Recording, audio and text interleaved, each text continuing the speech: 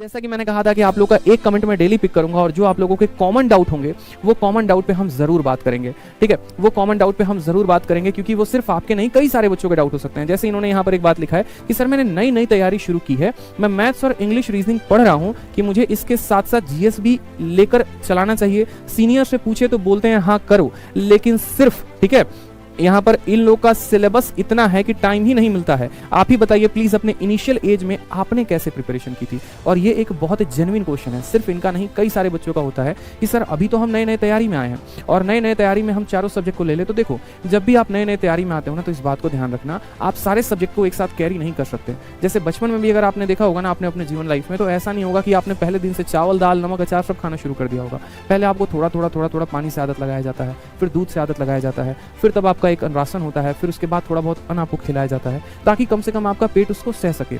उसी तरीके से ये भी है कि अगर आप पहले ही चारों सब्जेक्ट को लेकर पढ़ना शुरू करेंगे ना तो आपको कंफ्यूजन भी हजार होंगे और आपका समय भी बहुत चला जाएगा और आपको लगेगा कि पूरे दिन में हमें कुछ भी नहीं हो रहा है। रीजन बताते हैं।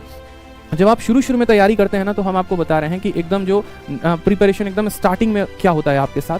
तो स्टार्टिंग में अगर आप बात करें, मानिए अगर कोई बच्चा कहीं से कोचिंग ले रहा है तो उसको कम से कम मैथ के कोचिंग में 2 घंटा लगता है, इंग्लिश के कोचिंग में उसको 2 घंटा लगता है, रीजनिंग के कोचिंग में मानो 1 से 2 घंटा लग ही जाता है, 2 घंटा भी लेके चलते हैं। उसके 6 घंटे तो यहाँ पर मेरे भाई कोचिंग में ही चले गए। इसके अलावा यदि वो रिविजन करता है ना तो उस रिविजन में भी कम से कम अगर मैं बोलूँ कि हर सब्जेक्ट के लिए वो 1-1 घंटा निकाले रिविजन के लिए तो 3 घंटा तो उसको लग ही जाएगा। यानी सिर्फ पढ़कर रिवाइज करने में 9 घंटा। और 9 से 10 घंटे से ज्यादा जनरली बच्चे पढ़ते हैं नहीं।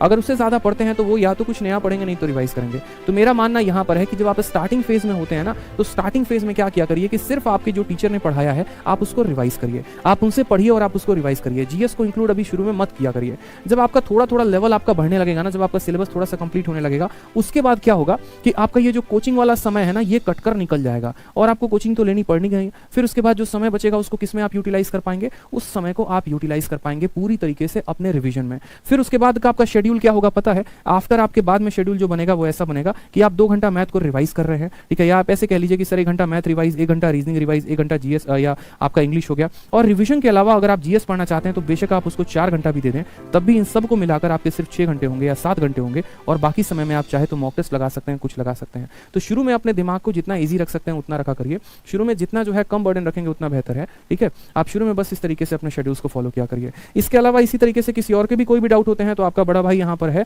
आप आराम से वीडियो के कमेंट बॉक्स में लिखा करिए, हम आपको जरूर बताएंगे कि आपको क्या करना चाहिए।